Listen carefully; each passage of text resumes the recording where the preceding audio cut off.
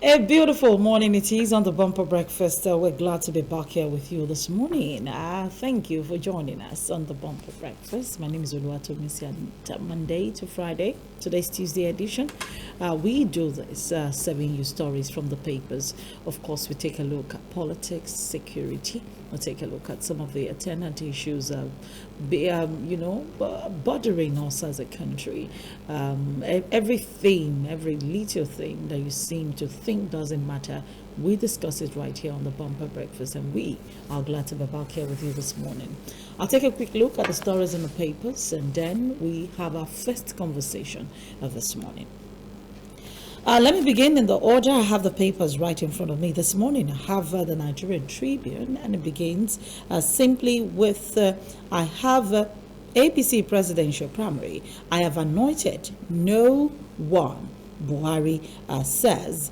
NWC members kicked as Damu announces Lawan as consensus candidate. You have Northern governors insist on Southern candidate, consensus candidate, illegal impossibility. Tinubu campaign organization. I see danger. I see danger. APC cabal says, okay, I see danger. APC cabal planning. Right, you still have against you. Fayoshe tells Tinubu. This was an interesting one yesterday when Fayoshe came up with this interesting one. Nnamani steps down, back southeastern aspirant. Okay, I like the way this is beginning to play out at the level of the APC. All right, you have Nnamani steps down, backs southeastern aspirant. Okay, ex-APC national secretary. You have Padudohe dumps party. That's not really surprising to me, but of course I won't take a look at that for now. Let me just leave it as it is. Right, we have more stories. We have more stories here, and I have this one says 54 lawmakers sue NAS over others over George's poor salary. I have a gunman kill policeman, Okada rider, cut away rifle in Warri, or attack. Police recover 3 unexploded devices. Tinubu, Fayemi, Amusu, others visit, donate to victims and the church. 43-year-old woman, others battle for lives as victim recounts experiences. I also have no single individual responsible for Buhari's 2015 victory, says Presidency replies Tinubu. National Assembly deserted as workers begin indefinite strike. Owando leads a renewable energy their partnership with Lagos. Nigerian Tribune, those are the stories that we just took a look at. We have the Guardian newspaper, APC presidential convention, confusion as party juggles zoning, consensus candidacy. I will have riders like 13 northern governors meet Buhari, insist on power shift to the south. You have Buhari, I have not anointed any candidate. APC governors enter closed door late meeting at the party headquarters. Adamu on his own. Power must return to the south, says Akeredolu. Right, you have group accuses Adamu of altering delegates' list to favor nothing candidate. Court of Appeal stops the National Assembly from imposing statutory delegates. Northern APC youth protest power shift to the south. President Mahmoud Buhari did say yesterday that it should be a fair contest where everybody is, everybody is able to do what is needed. Let it be fair. Let everybody have a sense of belonging. That's what he did say yesterday. Right, still looking at more stories right there on the front page. You have the picture story as the Vice President visits all of the people, all of the people that were victims of the St. Francis Catholic Church attack in Owo, Ondo State yesterday.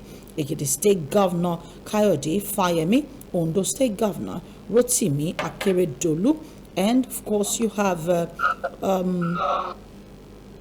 Senator Ibikunle Amosu also paying condolence visit. You have Bola Ahmed Tinubu paying condolence visit. Everybody is paying a condolence visit, to the victims of that attack at Owo. Owo killings, Pope, Oshibajo, Sultan, Oni, others mourn as police recover 3 unexploded IEDs. You must return our mandate, resign our PDP tells or your deputy governor. What played out at Ondo State last year seems to be playing out again, today with the Oyo State government. The deputy has relocated, we dumped defense to another party. All right, no one individual responsible for Buhari's emergence presidency replies Tinubu. Owando partners Lagos on mass transit. You have the alarming state of the nation. Gunmen attack Abuja estate, kidnap victims. All right, so those are more stories right there on the front page of the Guardian newspaper. You can read more. Just pick up any of the papers and just to read more of the stories. All right. Let's take a look at the Punch. The Punch newspaper, interesting also, comes with APC presidential ticket. Adamu's consensus plot fails. 21 aspirants in battle royale. 7 NWC members reject Lawan, Tinubu, Oshibajo, Fayemi, others who delegate. 7 NWC members reject Lawan, Tinubu, Oshibajo, Fayemi, and others who the delegates. President rubbishes Tinubu's claim of helping Buhari win. Namani steps down. I won't impose anyone. Delegates will elect APC candidate, says Buhari. Protesting workers shut down National Assembly. Lawmakers postpone resumption. Uni Abuja, dismisses 2 professors over sexual harassment claim. It's getting quite interesting. 2 professors, Uni Abuja.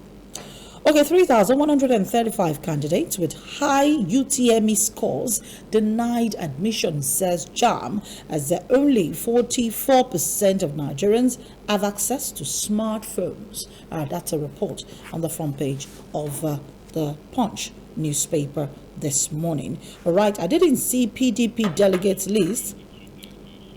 Okay, I didn't see PDP delegates list until day of primary. Daily Momodu. Politics in Nigeria, very, very, very interesting.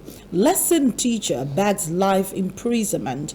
14-year-old Popeo. Makinde contested PDP governorship primary alone, defeated himself. Right, those are the stories on the front page. Lesson teacher backs life imprisonment for impregnating a 14-year-old pupil. I hope with the option of no parole, like there's no option of somebody can rescue him tomorrow or somebody can grant him any form of anything. We don't want such to happen to us any longer. All right, still taking a look at the stories of a massacre, survivors, victims, relatives grown as CAN NGF protests crude oil exports jumped by 194%, hit 5.6 trillion naira in 3 months. Varsity unions, federal government renegotiation panel sitting hence today. Forex crisis, the FDI crashes by 78% in 3 months. E-payment, Nigerians' utility bills spending soars by 387%. 387%. All right, still one more story with just one more newspaper. The Nation newspaper next. Presidential ticket. Buhari disowns Adamu over Lawan. President Buhari has picked Senator Ahmed Lawan as his choice. Adamu. North governors, we have reaffirmed our position on power shift to the south to the president. North governors, There shall be no imposition of any candidate. Nobody will appoint anybody. Buhari. And we are with the governors on power shift. Chairman is entitled to his opinion on Lawan. Personal. Nigeria Air gears up to begin operations. Tinubu tipped to win APC presidential race. How they may vote. Right? You have diversion of traffic on Lagos-Ibadan Expressway begins Thursday. Travelers told. Terrorists operated for 30 minutes at Old Church. Survivor recounts. My 70-year-old mom shot dead. Police recover unexploded bombs. Lamata Oando signed deal for electric mass transit buses in Lagos. Those are the stories that made the front page of the papers this morning. Okay, I have guests in the studio today. Of course, just before I begin a conversation, I want to talk about COVID-19 and security and religious centers, particularly shining the light on the Jehovah's Witnesses and how they intend to kickstart a service. That will be happening on Zoom. But just before we go to that Zoom conversation, let me introduce our guest this morning. I have Olayinka Daniels, a constitutional lawyer and a social commentator. I overheard our second guest this morning telling him it looks like a politician today. Maybe he's going to vote at the delegate. Are you one of the delegates? Good morning. Good to have you here. Good morning, Tobisin. Good morning, Style. Good morning, viewers. All right, we also have Mr. Tolani Ujuri. Mr. Tolani Ujuri is also looking like a politician who wants to go to the House of Representatives this morning. And he is a disability advocate, he's an entrepreneur, and is a social commentator as well. Good morning, Mr. Ujuri. Good morning. How are you doing today? Fine. Viewers at home. You didn't tell me you bought the form, did you? Oh, you didn't buy the form? For which party? Oh, you didn't buy the form? No. Oh, okay. All right, we're taking a look at COVID-19. Mr. Aroyemi, are you ready? Oh yes, it's such a delight being with you again. Good morning, but we really can see you. Your video is off? Okay, yes, we can see you now. We can see you now. All right, good morning once again. Good to be here with you. And I'm quite glad that we're having this conversation finally. Finally. I know a couple of months ago we did talk about the readiness of the Jehovah's Witness to come back to in-person services. How has that panned out in the last couple of months? Well, it was April 1st that we resumed our in-person meetings, and it's been so beautiful. It's been so delightful seeing ourselves in person once again. It's true we could see ourselves on Zoom prior to this time, but now that we're seeing face-to-face, you can read people's body language, understand their challenges, you can give assistance to the extent possible. It's just that nothing is comparable to in-person meeting. The brothers, sisters, friends, they're all excited about it. Let's dig back a little bit and see how the COVID-19, because yours was an extension. COVID-19 did stop people from going to worship centers. Yours took a longer time than usual. How did that affect Jehovah's Witnesses across Nigeria and maybe across the world? So COVID-19 affected everything. We had to shut down all our assembly facilities, all our meetings, our larger gatherings, the memorial of Jesus Christ's death, and our public ministry. And it meant that we'll be having such larger gatherings via Zoom. Everything we did was done through the virtual platforms available. So basically, everything got affected. We couldn't go out in our public ministry. We couldn't display our cards.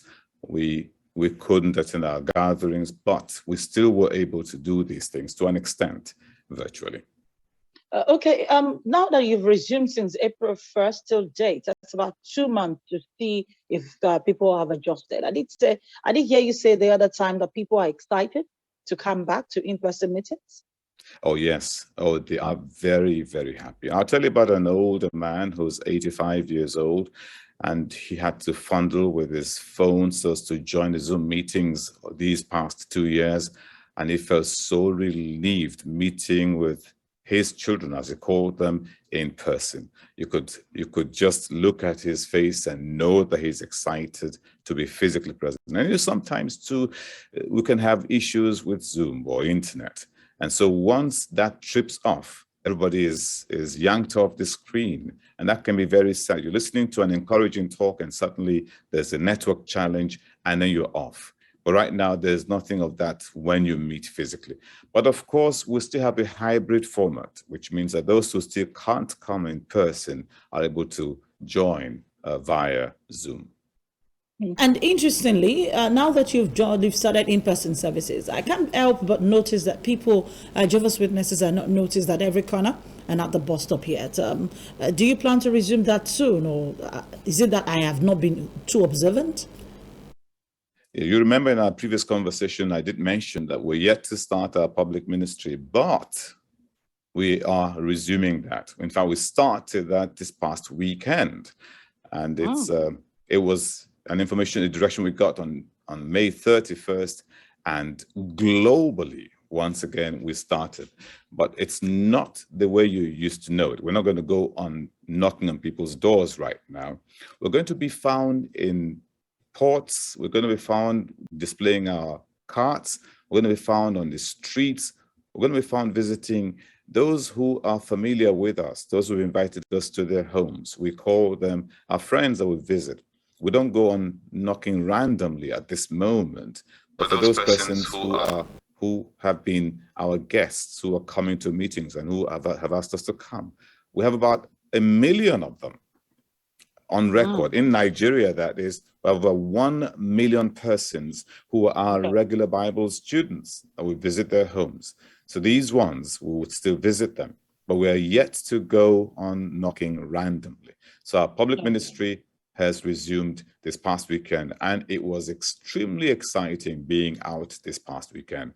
We had people who saw us on the street and were just shouting, "Welcome, where have you been all this while?" And we're all happy. See the excitement, the way you say, "Welcome!" Like finally, we're back on the road. That's right. I can't but help but skeptical a little bit, going by what happened at Owo on Sunday. I can't help but be skeptical. Are you sure people would have confidence to return to church or stand on the street, or the security situation of the country is not particularly encouraging? Well, as I said yesterday, it's quite a sad commentary, really. Individuals would evaluate location where they are. As I mentioned, we still have a hybrid format.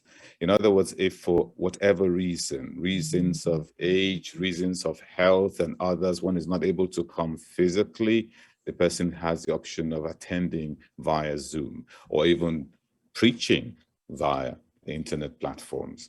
But then when the location shows relative safety, of course, the individuals can come. The bottom line is it is now available, but it's subject to whatever is found. Your personal choice.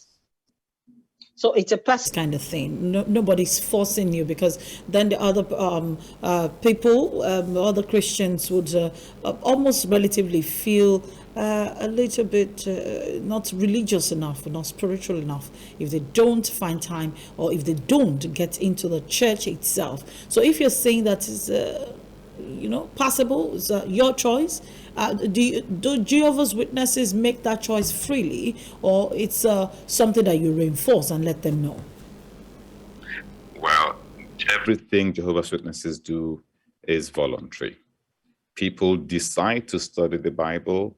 They decide to get baptized. They decide to go ahead and talk to people. That's audio, Namino. What they've learned, they talk about it. They're excited to talk about it. So generally, nobody's put under any pressure. It's something they just love to do, and they feel pained that they're not able to do it. I'll give you an example.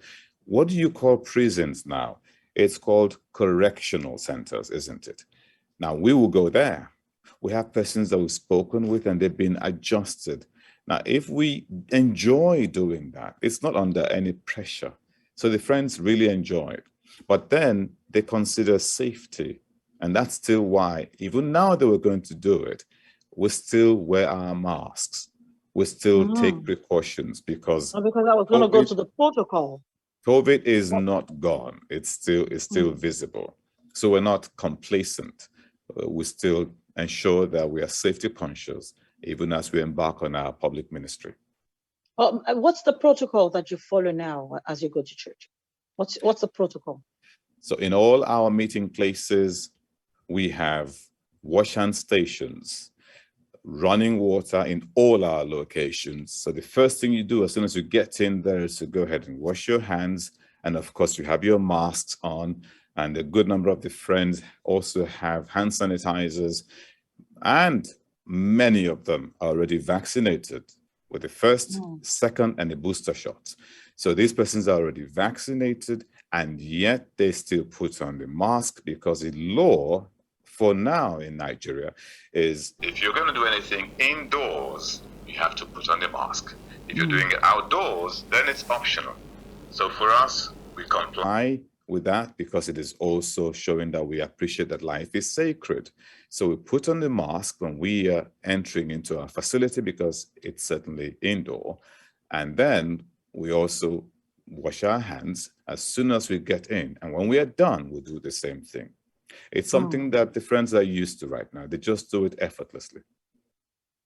While we talk about some of the protocols that you observe, I can't help but wonder, what about people who are incapacitated, or people who have been receiving help from you guys for a number of years? Will that reduce now that you are back in the church, in the hall? Oh, no, it doesn't change it. For those who are incapacitated, if I may use your language, or those who are elderly, or those who are limited for any reason, they can join our meetings. They do it using the Zoom platform. That's why I mentioned that we have a hybrid format. If you can't come in person, you can also be on it virtually. You can be in your home and attend the meeting and participate, and the entire congregation will hear you talking, commenting, contributing to the conversation, even if you're not physically present. And you hear what everybody else is saying at the Kingdom Hall. And the same way, these ones who can't go out to meet their Bible students and talk with them, they can still study with friends, preach using the same virtual platform. And for those that we provide assistance to, we don't stop. Assistance will never, ever stop, because we know these are difficult times. COVID has really made things hard. And so we have a relief ministration that we use in supporting those who have been affected by COVID or those who have other challenges. So it brings me back to the conversation of the health issues and the attendant issues that we're dealing with as a country. Monkeypox seems to be another one that people have begun to talk about. And last week it was announced that here in the city of Lagos, for example, about 6 cases were discovered. So across the country, there were quite a number of cases. Very few, but of course it's there. Just the other week, you're talking about Lassa fever, and just the other. So there are so many health issues. That's where I'm getting at. Are you talking to your congregation to get vaccinated? Or I know Jehovah's Witnesses have rules when it comes to things like that. How is that playing out? Well, Jehovah's Witnesses have nothing against vaccination, and many of them are vaccinated. Many are vaccinated. And a few of our friends who are not Jehovah's Witnesses yet, who also attend our meetings, they've seen that the majority are vaccinated, and they're also going to get vaccinated. When you talk about health protocols and awareness, we have a lot of references, videos, and publications on hygiene and health that we find on our jw.org website. We ensure that these things are not just put there, but they are translated in languages that these persons can understand. And we have imagery that they can associate with washing of hands and how it's going to be done. We don't just say wash your hands. We explain to you for how long are you going to wash the hands so that the bacteria or anything there can go away, following direction from the health authorities. So we have these visuals that can help them not just to hear it, but also to see what it means to be conscious of hygiene. Our friends are doing well in that regard. As we begin to round up this conversation, I'm concerned about your larger gatherings. So when do you hope to resume that? Oh, yes, our larger gatherings, we call them regional conventions. In the last 2 years, we have been doing it virtually. This year, we're going to still do the same thing virtually. We're listening to one, it's titled Pursue Peace. And that's really an interesting topic in view of what's going on across the world, in view of what's happening in Russia and Ukraine and with other countries that are being affected. It's time for us to talk about peace. So our regional convention this year focuses on pursue peace. It's as if peace is running away. So what do you do to achieve it? And what has the Bible got to say about that? How can families help? So that will be on virtual platform as well. It's going to be done in 500 languages across the world, and we're going to have it in 239 countries, and it's going to be on virtual platform. You have talks in various languages: Igbo, Yoruba, Hausa for Nigeria, Jekiri, and many more, and globally. So 539 countries. The topic is pursue peace. We hope that would also unite people on the need to pursue peace, even here in Nigeria. So for this year, it's still going to be virtual. Okay, it's still going to be virtual. All right, as we begin to, round off this conversation, I'd like you to speak to every Jehovah's Witness out there. What do you hope to achieve with this resumption? And of course, I encourage them to come back to in-person service. Our hope is to give people hope, really. Get back to them. Let them understand that life is not hopeless after all. In spite of the challenges, in spite of the sad news, people don't want to turn on the television to hear the news. You just did the headlines right now. It can be saddened sometimes. However, we know that there is joy ahead of us. So we assure them that. And we also appreciate seeing our friends once more. When you talk to them and you can read from their facial expression that they love this or they don't understand this, it's a beautiful thing. So our target is get back to the people, give them the message of hope, reduce the rate of suicide, get the kids off cult, get the kids off drugs. The Bible can achieve that. And that's exactly what we hope to achieve with our public ministry that we have resumed this past weekend. Thank you so much, Mr. Olusegun, for joining us this morning on the Bumper Breakfast and talking about this. I hope to check back with you in another few months and find out how things are panning out, and of course, how much people you are recording at each of these services, whether it's the in-person or even the door-to-door. And I can't wait for you to begin to knock on my door. I look forward to knocking on your door, Tomisi. Thank you very, very much. It's always a privilege to be on your program. Thank you so much, sir. Have a beautiful day. Beautiful day. Right, we're back here in the studio and we're talking next politics. Of course, you met our guests earlier, the politician and the politician. Both of them today are wearing the caps of politicians, and both are doing everything possible to make sure they talk about Nigeria and some of the issues, of course, affecting Nigeria. I want to begin with the man in the cap. Because it's the one that looks more like somebody who has collected, you see his leg from his legs to top, looks like somebody who should be sharing money with me by next tomorrow from what has been shared. APC presidential convention. Let's talk politics a little bit.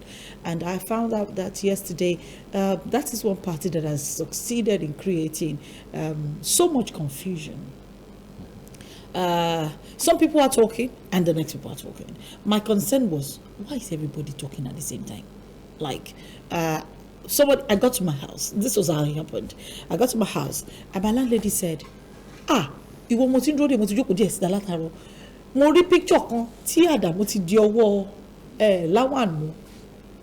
She was basically saying she saw a picture where Adamu was holding, lifting up the hands of Lawan. And I said, that's not true.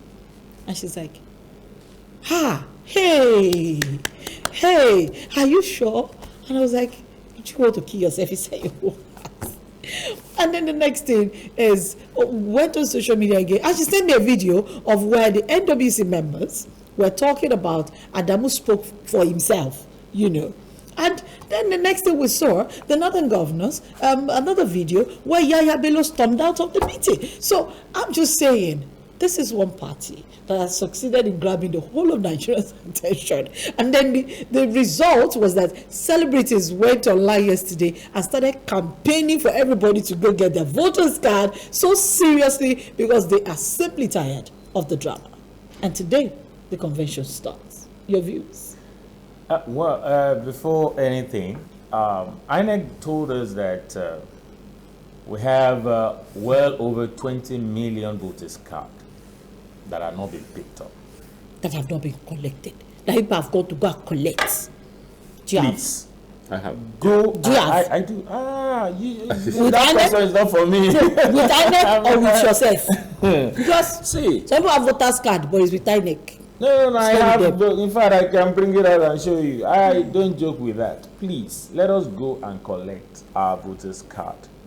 We cannot sit in our houses, in our homes, and complain all the time, or saying, yeah, they know who will win, and we are not doing our own part. Please, collect your voters card.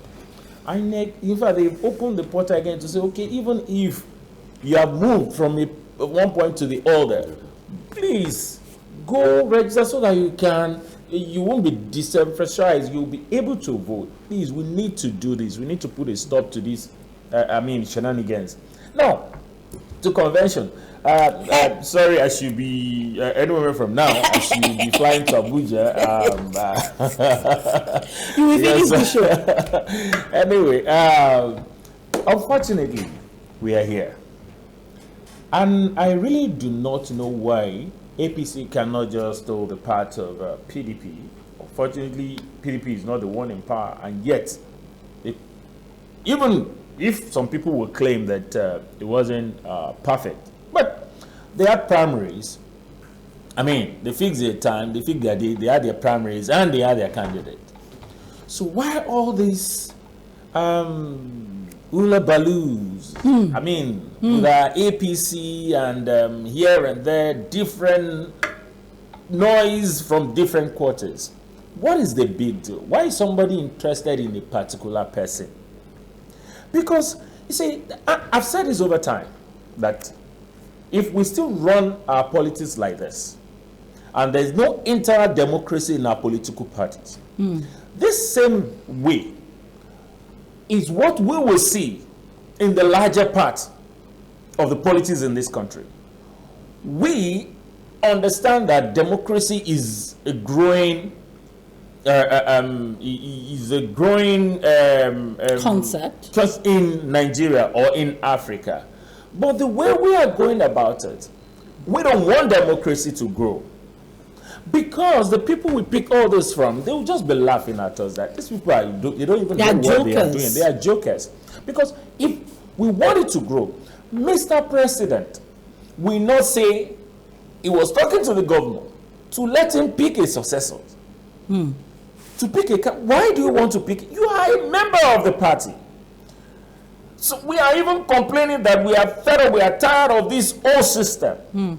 Yet you still you have the gut to tell the people that they should allow you pick your own successors to do what? To But I said you didn't say that. No. None of them. We're in the era of a counting statement. We say and we say we don't say again. Look, we are very good at your word We against say, mine. I say and I don't say. all that. That's I not know, what I said. And that is what works in politics. Some, this is the way they do it.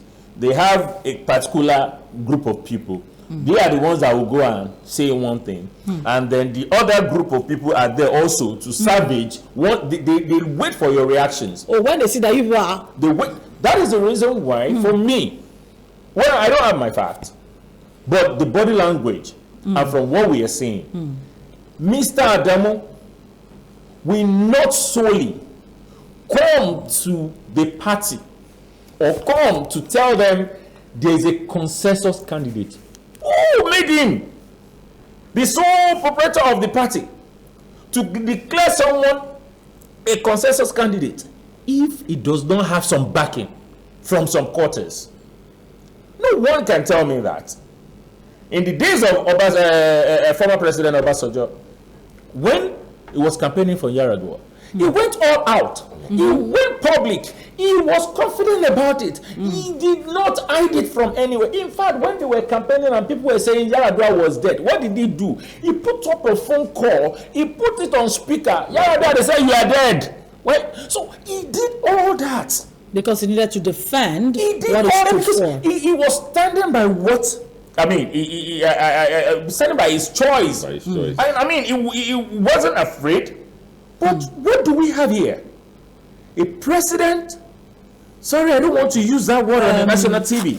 But a president that cannot stand his ground, a president that knows where he's going, we cannot yet all he's million. doing. No, I'm not going to. Don't worry, I won't make you pay 3.5 million. That's the reason why I don't want to use the word. You see, a president cannot make up his mind. A president know where he's going. But what happened between yesterday and today? Yesterday. But yesterday.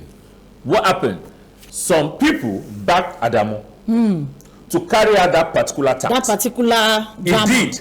Now, when there was reaction, they waited for our reactions. And then so when they saw reactions from went people, back. and the northern governors insisted, we have made up our mind. This is what our we're stand. saying. We are supporting the southern, candidate. So we are not relenting, and we are not. They saw that. Then they saw reactions from other, aspirants. So what happened? They had to, Mr. President, presidency, or whatever they call themselves, came out to say, "Oh, sorry, Mr. President, never." Now you're telling us, look, you see, like I said, I may not have my fact, but I'm looking at the body language and what is playing out. If Mr. President is saying, I never anointed anyone, you are the same president that spoke with governors to say, give me opportunity to choose to pick my candidate. So now, let's put it together. Let's go back to that idea of give me the opportunity to choose my candidate. Okay, so when Femi Adesina got to Spain and he saw the news that was in Nigeria that the president said, "Let me give me the opportunity to choose my candidate," Femi Adesina said he's quite surprised that the journalist that he was there physically, like this with his kuro eyes, that the journalist that came for that meeting wrote that, because that wasn't what was said. He said that's how they came up with that thing, because not all papers actually, to be fair to them. Our own correspondent, for example, did not carry the story that way. And quite a number of them, and there are people that are accredited to work in the media inside Aso Villa. So I'm just wondering how some got that statement and some didn't. So let's forgive Mr. President, and let's forgive the media team and say it was Ashigo. They did not hear him properly. He said what he said was that they should go make up their minds and make sure that whoever ends up becoming president is an acceptable candidate, not along just ethnic lines, but acceptable and identifiable by the common Nigerian and by the old Nigerian. So that's what he said. That is deserving. That is deserving. That they have come to because they know that there was. They know that. Okay, now, do you know that as of yesterday? Yes. From the 13 candidates. Yeah. As of yesterday, they were streamlining into 5. Now we are still waiting for today because they are still going to 2. They say only Namani has stepped down. Now today we are still going to 2. Now my question is, this is democracy. Yes. Right? And if we want to convince people that indeed we are ready for it, why can't the 13 that you have cleared go on primaries? Why can't the delegates, why can't they convince the delegate? And why can't the delegate vote for this 13? Okay, so whoever that wins. Why can't we, even if you're going to do anything, stepping down, blah blah, why not do it the way Tambuwa did at the PDP convention, just before the votes? That's even that. No, that's not even a good one. You don't want that. I want for you to have a fair. Once 2 + 2 is not equal to 4, then there's a problem. Whichever formula you want to use, there's always a problem. It's just a very, very simple thing. You have candidates. You are going to have party primaries. You have delegates coming to vote. It is a very, very simple thing. We've had party conventions. We've had party primaries in time past. Yes, there had been all sort of funny things, vote buying and all that. But can't we just have primaries like that? Put the 13 on the field, let the delegates vote for them, let everybody go home, and let Nigerians sleep in peace. Okay, so APC is just one. Okay, yes, they are the ruling party. There are other parties who had their party primaries, and there's not so much. So, like I said, once 2 + 2 is not equal to 4, then there's something wrong. So some people are trying to play smart. Okay, so another thing that happened yesterday is the fact that Governor Yahya Bello walked out of the meeting where, okay, so there are, I think about 19 or 17 governors in the north, and 19 governors in the north. Of the 19, 14 are APC governors. Now, 13 are saying, let it come to the south. Yahya Bello didn't agree with that. He walked out of the meeting. And they were trying to stop him, some people were trying to talk to him and all that, but he walked out of the meeting. And I like the way Nasir El-Rufai reacted to his walkout. Nasir El-Rufai said he didn't agree with them, but he's one person, it's his democratic rights also to not agree, and that's not a big deal. That is his choice not to agree. But the truth is that it's right there. If you have the opportunity to say, let it come to the south. We, as 13, have come together and say, let it go to the south. Yahya Bello disagrees. Why did he disagree? He featured on Seun Okinbaloye's show, Politics Today, and he did say that the president, that they all agreed, or they all told Mr. President to choose amongst them whoever he wanted, and that they will agree with him. All of the, he met with the aspirants when he came back from Ghana. They said, all of them said to Mr. President, choose the person you want amongst us. We will agree with you and support the person. But Mr. President said no, he wasn't going to make that choice. So what right then do the northern governors have to now say it goes a particular way? If the man that they feel should have made that choice refuses to make the choice. For me, I think on this, we still have it shows that we have a long way to go on this growing democracy in this part of the world. We have said this. A political party, Mr. President, yes, is one of the leaders of the party. Good. We have the chairman of the party. We have ESCOs in this party. We have people that are leaders in this party and all that. Now, if we talk about democracy, why should even the governors now tell Mr. President, choose one. And whoever you choose, we will support. I don't know if people feel what I feel. Look, if that is the game they want to play, well, all well and good. But if we are talking about democracy, then this is not democracy. Not democracy. This is mediocracy. A group of socialites, a clique of people deciding for the rest of the people. So it's mediocrity. But isn't that exactly what it will happen exactly when the delegates also choose? They're just a group of people deciding. I have said that we are not practicing democracy in Nigeria. I've said that over and over and over. Even on this table, other platforms, I've always said that there's nothing like democracy here. About the system. Even if we are even using the delegate, it's still, we're talking about numbers here. And that is a system we have embraced. The constitution, the laws and all that have made provisions for all that. So if you had made that, yes, we can still even hide that under the democracy. But now, when you now deny people that are supposed to vote, the process that this so-called democracy needs to go through, then you jettison that process, and you then go on the what do they call, the emperor, and you decide no, is in. Mr. President does not have the power to choose the next president for me. And the bad thing is, they are laying the precedent. As the years we've been doing that. We've been doing that. Mr. Obasanjo did it. We've been doing that. Probably the person that could not do it was Mr. Jonathan. So we've been having it. It's sad. Even the governors, that was what Mr. President told the governors, that look, if you've been doing this in your states, you choose your successors.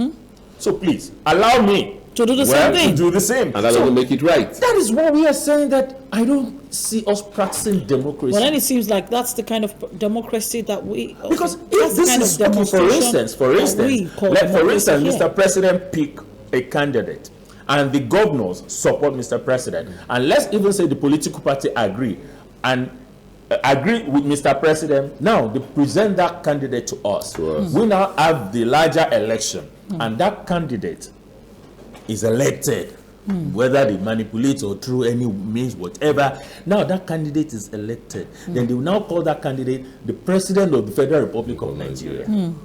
Who are the Republic? Who are the people? Now they call it we, but they now call him our President, who I never agreed to, who I never voted for, or who maybe some people voted for. Why? Because that's the person presented to us. Because the system has said, the system, that's what the system has created. But that's the point here. That's the kind of system that we practice. Atiku emerged because some people presented him to us. They voted. We know how much money. We heard how much money exchanged hands, and finally we have Atiku. And then we went to LP, where everybody, even the people were talking third first, now suddenly began to step down. And then they all presented Obi. And then we have Kola Abiola, who also did wake up one day and say Emilokon, and went to PRP or whatever the party is called. So you keep having these people who are presented. The people don't matter. It is a system that produces them. At the end of the day, you really do not like any of them, but you don't have a choice. And then the APC has the opportunity to present somebody now by whatever means. They're juggling whether it's going to be zoning or whether it's going to be consensus. Which do you think they should go for? Neither of the two. Either of the two. Neither of the two. Neither of the Neither two. of the two. Let's have a fair contest. Let's have it. At least is a step towards that towards the direction we want to go. Yes, our constitution is warped. I mean, it's not what it should be. But the issue of zoning or consensus is not really leading us right. Let's have a fair, open contest. That definitely would, bring a number of issues up. Would open up, all the things that we feel, okay, it's this way. Some saying, without the North, we can't have a president if they don't support us this way, if they don't support us that way. A fair, open contest, everybody would, okay, this thing was open and it's fair. Because now we're talking about zoning. It's been back and forth for the past few weeks. Been back and forth. Consensus now for the past 48 hours. I'm sure anybody in the media have their eyes glued on breaking news, one thing or the other. So it's, why? Like I said, once there's something shady with this zoning and consensus thing, just make it fair, make it open, let it be fair. So it really doesn't matter to you whether the candidate comes from the south or comes from the north. Do you share the same? For me, like I have always advocated for merit. Merit. I don't care which zone this person comes from. Someone that can deliver. Someone that can fix it, someone that understand The Nigerian system, our system, and that can say, okay, out of this, we can bring out of this desert, we can bring out beauty. I want to see that. Having said that, our system, the system we operate, unfortunately, our people, because the constitution didn't state zoning, didn't state it has to come from, there's no provision in the constitution. But they said the APC these political parties came with their zoning thing.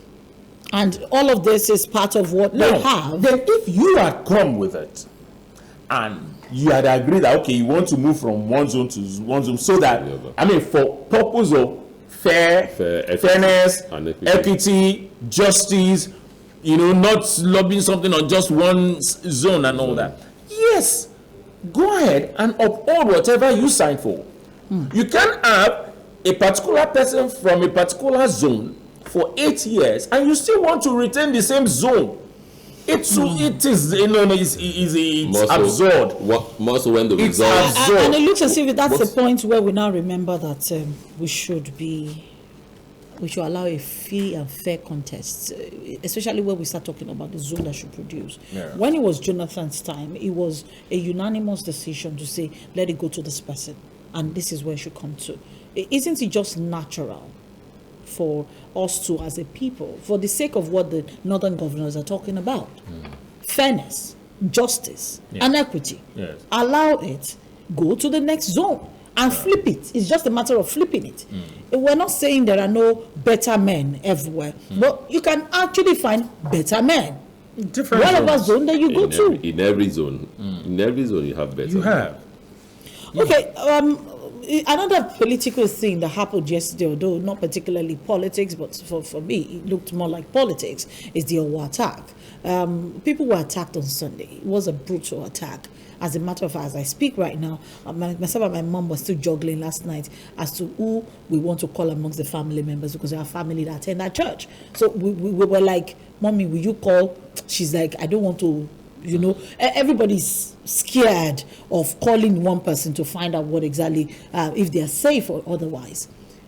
In the midst of all of that, it's quite surprising to someone like me that all of the aspirants, and I'm sincere here, I'm not talking about the governors, I'm talking about the aspirants, because every single person were aspirants. All of the aspirants went to Owo. That's the way we are. What is that? That's the way. We know the people who visit to commiserate at every event. Number one person, Vice President Professor Yemi Osinbajo. On social media yesterday, he said it's professional condolence visitor or something, that is the one always visiting. And I said that's part of his job. President Muhammadu Buhari at some point has ceded that, responsibility. That has to him. Maiduguri, who went? He is the one. Osinbajo. Kaduna, who went? Osinbajo. Kolade Johnson, who went? Osinbajo. Everywhere the vice president has been going. So it's not strange to me that the vice president went there. But then I wasn't surprised when I saw Chopper dropped, and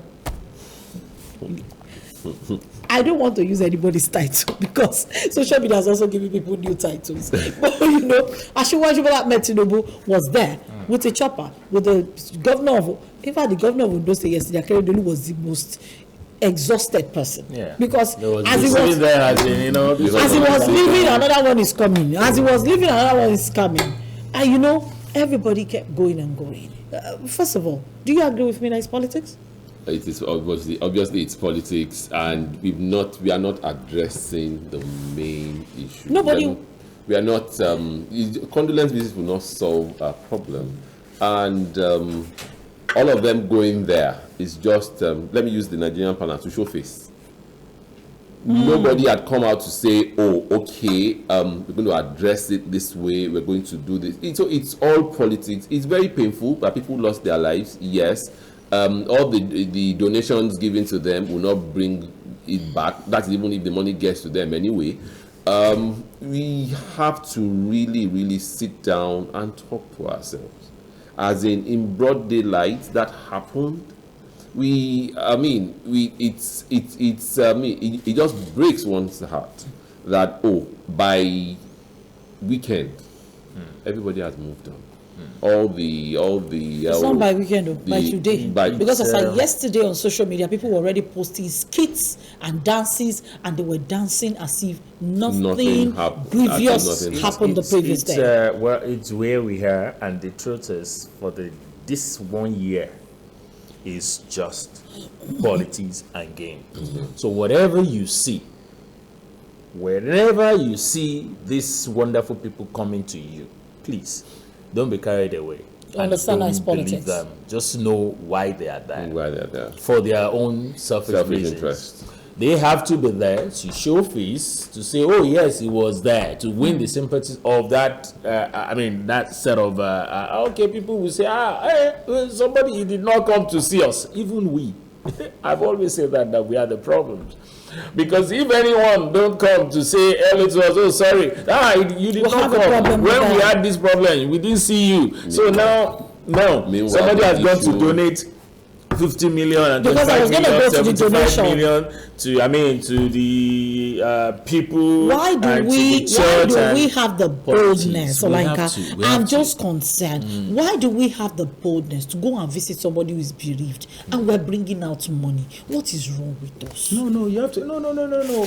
Look, no. Nothing is wrong. No. It's part of it. Nothing is wrong. Nothing is wrong. With pronouncement of I have given them 50 we don't pronounce it. things like that. We give happen. it now, we don't Okay, talk about For it. instance, yeah, that's what I'm Why are saying. we announcing that we are giving That's what somebody I'm saying, 50 that million and the other nothing one is 5 wrong million? in giving for Giving. condolences because for people that are at the hospital, they'll pay hospital bills. Of They'll pay- course. I mean, some I've people that taken care of lost the their hospital parent, bills. compensation and all that will happen. Then the church number of things they need to fix on the church and all that will happen. Fine, nothing is wrong in, but the announcement, the noise about it. That is the politics we are talking about. So why are we talking about it? Why are we making the announcement? Because So- the other day, it was Ashwaju's birthday, and the Kaduna victims were kidnapped, and they cancelled the entire thing with all of the food. So Nigerians came and said, is that food that paid them the most? Is that the food that wasted at the hotel? That was what paid them the most. But he cancelled his birthday, mega celebration, the 70th, because of that incident. And then the next thing we heard, a pronouncement, 50 million. At first, I thought he was paying ransom to get back these victims. But then when I heard we're giving the Kaduna State government 50 million to prosecute what? And then Wike did the same thing. Wike also went to go and give. Why do we always give? Why is our first reaction? I've not seen these governors do a critical meeting and come together, or these politicians come together and do a critical meeting and say, let us solve this. What will it take? Do we need to hire? Do we need to buy? Do we need to contribute? Do we need to do something to fix this issue? Problem once and for all. Nigeria is going to borrow money for that drone that is going to supervise that corridor and ensure that we are safe. We're contributing money to the state government. Why is somebody not saying, you know what, how much is the drone going to cost? I'll call a couple of my friends together, let's put the money down and let's secure Nigerians.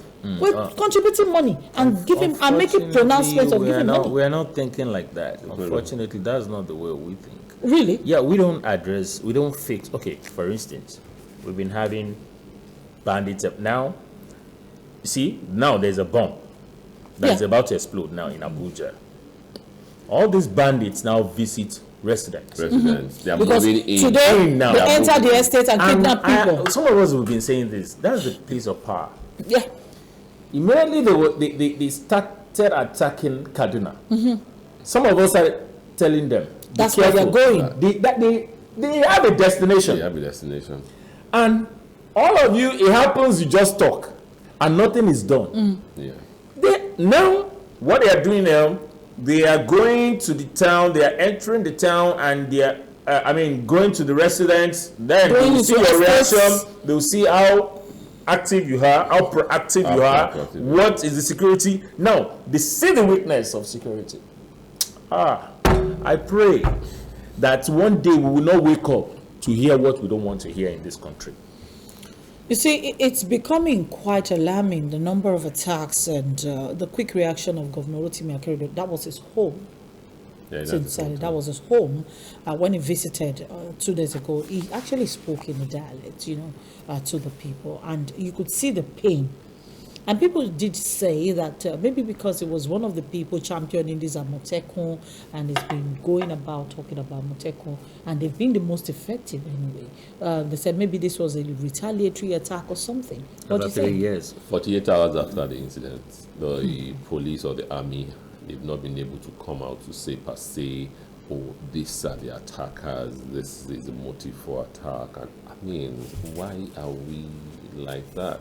We've had other issues whereby you've had survivors and they've been able to recount their experience, say something, and it's very, very shameful on the part of the security agencies. Agencies. And very, very shameful. Even when those survivors or those, when they say those things, even the reaction of the army or the police, it's still very shameful. So it's like the police and the army at this point, they just look helpless, as in they don't just even know. Do we then go back to the days of mountain roadblocks? You remember that the prelate said that there were roadblocks at different points along the axis where they were kidnapped. He said he had a press briefing. These people were coming in from the bush. Which roadblock? And he said if they are using the road. If you are traveling, there is no bush close to the entrance of that church where they could have come out from. They use the road. They use the road. It's the main road. We have said it. these people will use bicycle to travel kilometers. Motorcycle. Yeah, sorry, motorcycle, I mean. Pardon me. To travel kilometers. And nobody stops this. Nobody stops that. Kilometers getting kidnapped or perpetrate their evils. And they disappear By the same means. by the same means. And you're telling me our security forces are not Aware Aware of what is going what is going on. They don't know. No, I totally disagree. It's not possible. And we had Oga Danjuma. He said it. Theophilus. He said That yeah, we it's- should it's not. a- We should defend our country. That this so-called security Security agencies, this agency. military cannot do anything because they are part of it. I may not have my fact to say, okay, I know that you are the masterminder of this, Of this. but your body language tells me There's a lot. That you are. if I have, we know what you do out there. How can I not have internal crisis? And you can't And do, you can't do fix it. anything. I mean, 100 million going into the bushes and it can't be traced, and they operate in that axis. Did you say 100 million going into the bushes? As in the last one they had, the last the case of the Methodist prelate, Yeah. it was 100 million. Yeah, but you're talking about the ransom. I thought if the person can disappear, why won't the money disappear? Sorry, from what I gather now, what is happening in Abuja now? The bandit go in there, either kill or to abduct or whatever, Residents. and they call the Attacked- police. Yes. Police never show up. A Until gunman when they attacked had Abuja left, estate they had today. finished whatever Just they are last doing, night. gone, then the police will show up. Who is deceiving who? Remember the issue in Lagos when we were talking about police, when you call police and you say robbers are robbing a particular area. What do we usually hear? There's no fuel in our hand. That one happens. Maybe they don't have vans. Well, except for, thank God, Lagos, I must give this one to RRS any day. I'm not saying they are perfect, I'm not saying, but Yeah. in Lagos, RRS, you don't call any other police department. You're on your own.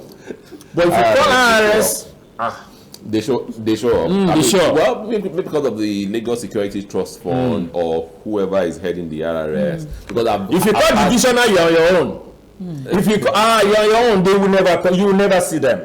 because I've had And they will conflicts. come and appeal to you, support us. They come and you will never see them. It's about money. Call RRS. They show I can up. assure you. They show up. Many people are still battling for their lives at the various hospitals in Owo. People are beginning to claim their dead. A lot of people are beginning to, want to bury their family members who were a part of that tragedy. It was a sad one. It was a Black Sunday in Owo. And we sincerely, on the bumper breakfast at MITV as a whole, commiserate with everyone. As I'm seriously praying for myself that nobody, no family member is involved in that. I also want to pray that, like Yorubas will say, unless we do the right thing, we may not be able to say that as a matter of fact. But let's go to one other issue just before we call it a wrap on the conversation this morning. Oyo State is where we want to land. Politics. It's still politics. It's all around politics. Oyo State is quite interesting right now. Governor Seyi Makinde yesterday with BCOS had a lengthy conversation, a one-on-one conversation where it was free to air. You could ask him any question, and it's been said for quite a while that his deputy wanted to leave. Now his deputy has jumped the fence, like Otifugona to the other side, and people are demanding, PDP is demanding for his resignation. I remember Ondo State as a critical case study. Ondo State Deputy Governor, former Deputy Governor Bola, never resigned.